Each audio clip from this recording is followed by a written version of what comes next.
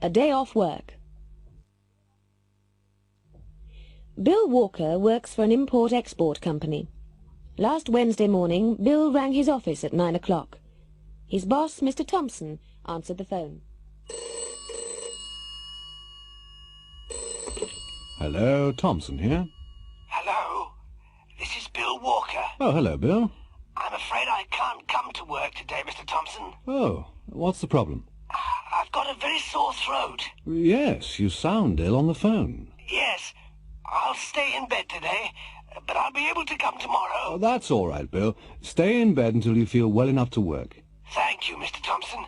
Goodbye. Goodbye, Bill.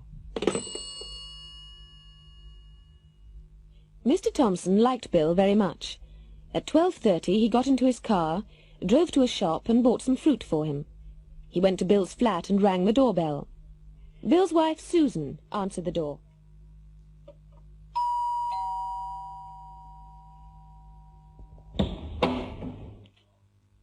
Oh, Mr. Thompson. Hello. How are you? Fine, thanks, Susan. I've just come to see Bill. How is he? Oh, he doesn't look very well. I wanted him to see the doctor. I'll go in and see him. Hello, Bill. Oh, hello. Hello, Mr. Thompson. I've brought some fruit for you, Bill. Thank you very much, Mr. Thompson. Well, I had to pass your house anyway. How's your throat? It seems a little better. I'll be okay tomorrow. Well, don't come in until you feel better. All right, but I'm sure I'll be able to come in tomorrow. Bye, Bill. Goodbye, Mr. Thompson. At 3 o'clock in the afternoon, Mr. Thompson locked his office door and switched on his portable television. He wanted to watch an important international football match. It was England against Brazil. Both teams were playing well, but neither team could score a goal. The crowd were cheering and booing. It was very exciting. Then at 3:20, England scored from a penalty. Mr. Thompson jumped out of his chair. He was very excited. He was smiling happily when suddenly the cameraman focused on the crowd. Mr. Thompson's smile disappeared, and he looked very angry. Bill Walker's face, in close-up, was there on the screen. He didn't look ill, and he didn't sound ill. He was smiling happily and cheering wildly.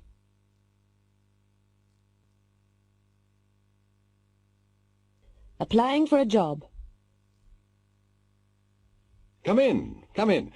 It's Mr. Chandler, isn't it? Yes, that's right. How do you do? How do you do? Please take a seat. Thank you very much. Well, I've got your application form here. I just want to check the information. Is that all right? Yes, of course. Now, you're 31, aren't you? Yes, I am. And you aren't married, are you? No, I'm not. Not yet. Mm-hmm. You went to secondary school and technical college, didn't you? Yes, I did. But you didn't go to university, did you? No, I didn't. I started work when I was 20. I see. You can speak French and Russian, can't you? Yes, I can, but not fluently. I speak French better than Russian. But you can't speak Spanish, can you? No. No, I can't. You've been to France, haven't you? Yes, I have. And to Germany and Russia. So I see. But you haven't been to the Middle East, have you? No, I'm afraid I haven't. But I'd like to. Good. Come in, please sit down. It's Miss Wallace. Yes, that's right. Good afternoon. Good afternoon. Well, I've looked through your application. Can I just check the information? Of course. Now, you're 22. Yes, I am. You aren't married? No, I'm not, but I'm engaged. You didn't go to technical college or university? No, I didn't. But you learned to type at secondary school? Yes, I did. You can speak French and Italian? Yes, I can, but I can write them better than I can speak them. I see. You've been to Switzerland? Yes, I have, and Italy. And you can take shorthand? Yes, I studied it at school.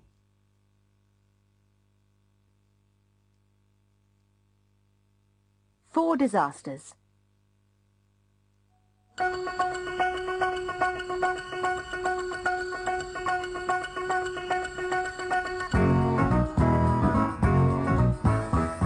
Good evening. Our programme tonight is about disasters. This year there have been fires, plane crashes, earthquakes and volcanic eruptions. All our guests tonight have survived disasters. Hi, I'm Bill Daniels. I live in Chicago. I was working in my office on the 28th floor of a skyscraper. I was dictating some letters to my secretary when the fire bell rang. I rushed out to the lift, but it wasn't working. The stairs were full of thick smoke. We couldn't go down, so we had to go up to the roof. When we got there, some people were waiting calmly. Others were shouting and screaming wildly. A helicopter managed to land on the roof and rescued 6 of us before the building collapsed. My name's Martha Huggins. I was on holiday in the South Pacific, and I was staying on Pagohiti, a small island. I was having a rest when the volcano erupted. The noise woke me up. I looked through the window. Everybody was running towards the harbor. I just put on a coat and ran to the harbor, too. I managed to get on a ship. It was leaving when the lava hit the town. Hello, I'm George Green. I'm a farmer. I was working in the field behind my house when I saw the plane. It was on fire. Smoke was coming from the engines, and it was coming down fast. I was running towards my house when it crashed into the trees behind me. I heard a terrible explosion. When I woke up, I was lying in an hospital bed. Good evening. My name's Michael Pert. My wife and I were staying with friends on Santa Monica in the Caribbean. We were having dinner when the earthquake began. Everything shook. All the plates and food fell onto the floor. We were picking everything up when the ceiling fell onto us. We couldn't move, and we had to wait for 3 hours before help arrived.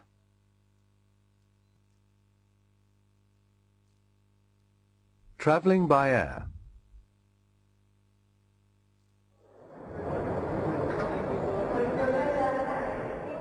Can I check in here for the British Airways flight to New York? Yes, sir. May I see your ticket and your passport? Here you are. That's fine. Can you put your suitcase on the scales, please? Of course. How much does it weigh? 23 kilos. I'm sorry, but you'll have to pay an excess baggage charge. Oh, it's only 3 kilos overweight. Yes, sir. That's £6. Thank you. Would you like to go through to the departure lounge? British Airways Flight 179 to New York is now boarding at Gate 4. Excuse me. Yeah, I didn't hear that announcement. Which flight did they call? Flight 179 to New York. Are you going there? Yes. So am I. Gate 4's this way. Follow me. May I search you, sir? It's just a security check. Of course. Thank you. Ah, what's this in your pocket? Oh, yes. I'm sorry. It's just a metal comb. May I see it, sir? Certainly. Here it is.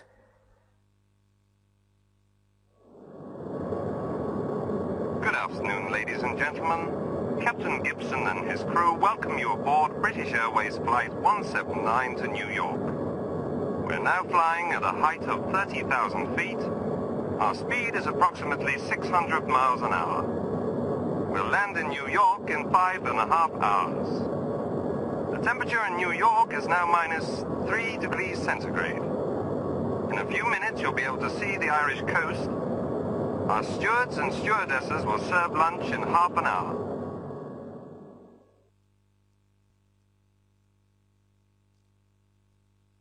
I've cut myself. Oh! This knife's sharp. I've cut myself. Oh, let me see it. It's okay. You haven't cut yourself badly. It's only a scratch. But my finger's bleeding. Oh, don't be a baby. It isn't bleeding much. I'll get a bandage. Did you see the play on television last night? No, I didn't. What was it? Romeo and Juliet. I cried. Cried? Why? Well, it was very sad.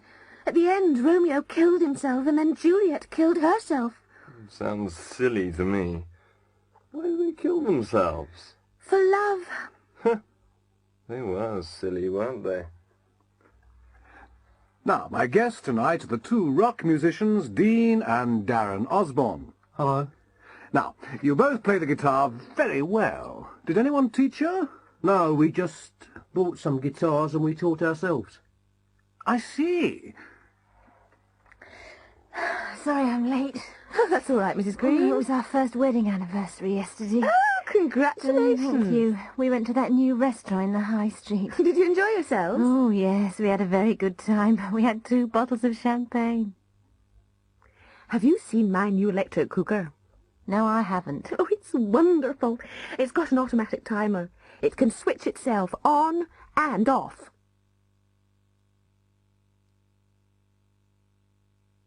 Choosing a pet. Good afternoon, madam. Can I help you? Yes, I'm looking for a pet for my son. Can you suggest anything? What kind of pet does he want? A traditional pet, a cat, or a dog? Or something unusual? Well, he'd like a snake or a crocodile, but he isn't going to get one. We've got a nice Alsatian dog at the moment. An Alsatian? Did you say an Alsatian? Oh, no. I've read about them in the paper. They're very big and savage. Oh, no, madam. They aren't as savage as some dogs. Really? Oh, yes. Last week we had a small dog. It was only as big as your handbag, but it was as savage as a tiger. It bit me 3 times. Perhaps not a dog, then. How about a cat? A cat? They aren't as friendly as dogs, are they? No, but they don't eat as much as dogs either. And they're very clean. They wash themselves every day. Oh.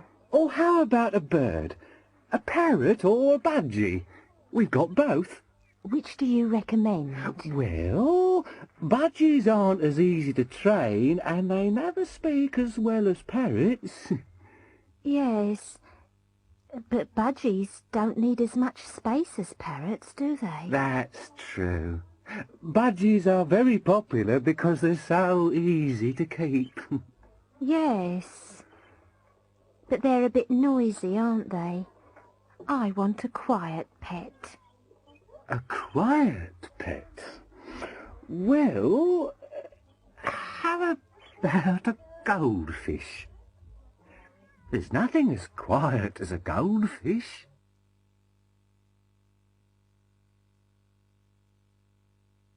Checking an alibi. There was a bank robbery in central London yesterday. Just before closing time yesterday, a robber entered the Butcher Street branch of the National Westminster Bank. He was carrying a shotgun and wearing a stocking mask over his head. There were only a few customers in the bank at the time. He made them lie on the floor while the cashier was putting the money in a sack. As he was leaving, the security guard tried to ring the alarm. The robber shot him, and the guard is now in St. Patrick's Hospital. Surgeons are trying to save his life. Last night the police arrested a man in South London. He is now helping the police with their inquiries. On Tuesday afternoon, I was at Ascot Races with my girlfriend, Isadora Bell. We left my flat at 1 o'clock in my white Jaguar and drove to Ascot. We didn't stop for petrol, but we had lunch in a pub. I don't remember the name of the pub, but it was somewhere between London and Ascot. We had beer and sandwiches outside. We arrived at the racetrack at 1:55 in time for the first race. We stayed there until the last race at 5 o'clock. We were very lucky. I won a lot of money, but I can't remember exactly how much. That's why I had a lot of money with me when the police came to my flat at 5:30. I left Isadora in central London, She wanted to buy some clothes in Oxford Street. I don't know where she is now. You're John Alfred Smithers. Yes, I am. You're 36. Yes, that's right. It was my birthday yesterday. You sell cars. Yes, I do. And other things. You live in Ealing. Yes, I do. I've lived here all my life. You went to Ascot races yesterday. That's right. You weren't alone. No, I wasn't. I was with Isadora Bell. But you're married, Smithers. Yes, but I haven't seen my wife for 3 years. I see. Now, you left your flat at 1 o'clock. Yes, about 1 o'clock. You were in your Jaguar. Yes, I was. You didn't stop for petrol. No. You had lunch in an Indian restaurant. Oh, no, we didn't. We had lunch in a pub. You don't remember the name of the pub? No, I'm afraid I don't. You had chicken and chips. No, we had beer and sandwiches outside. You arrived in time for the first race and stayed until the last race. Yes. You were very lucky. Yes, I was. You won £5,000. No, I can't remember exactly how much. There was £5,000 in your flat. Was there? You don't know where Miss Bell is now? No, I'm not her husband. But you left her in central London because she wanted to buy some clothes. Yes. It's very interesting, Mr. Smithers. You've got a very fast car. What do you mean? The last race at Ascot began late and it didn't finish until 5:25. So you drove from Ascot to central London and back to Ealing in 35 minutes in the rush hour. That's impossible, Mr. Smithers.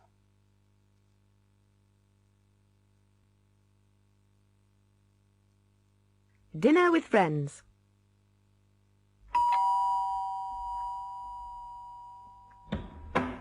Hello. Hello, Ken. Hello, Barbara. Come in. Shall I take your coat? Oh, thank you very much.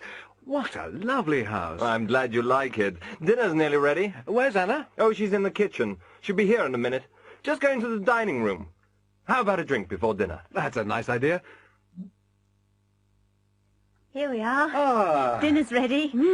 Sit down, everybody. Thank you very much, Anna. Everything looks wonderful. It smells delicious, too. I'll put the salad in the middle of the table. Shall I serve you? No, it's all right. We can help ourselves. Yes. Rob, could you pour the wine, please? Yes. Ken, help yourself to vegetables, too. Would you like some more brandy, Barbara? Oh, no thanks. No more for me. I'm driving tonight. Oh, come on. Just a small one. No, really, I mustn't. I'll help Anna with the washing up. Washing up? No, don't worry. We always leave that until the morning. Here are your coats. Thanks. It's been a marvellous evening. It was very kind of you to invite us. Don't mention it. It was nice to see you again. Well, we enjoyed ourselves very much. I'm glad. You must come again. Good night. And thanks again. Good night. And drive carefully. It's a very wet night.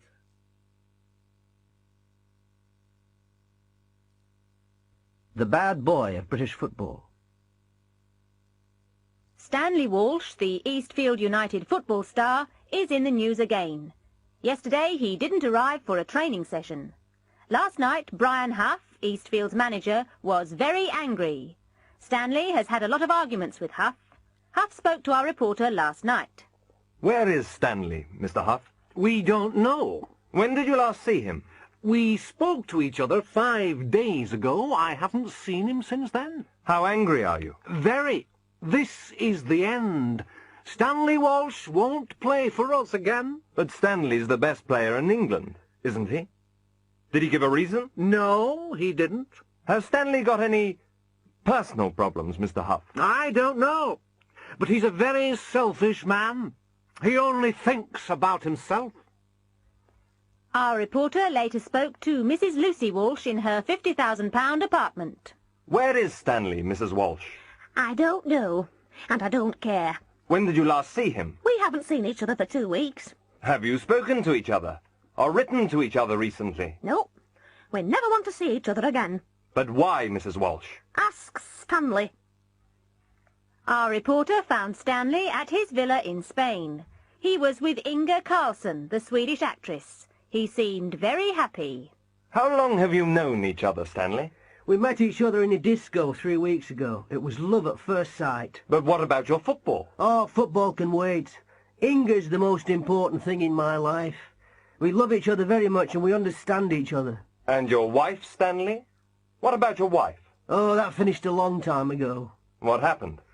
Well, I was in love with Lucy for a long time. We taught each other a lot, but... But what? Well, we started to hate each other. We couldn't even look at each other. So what are you going to do next? I don't know.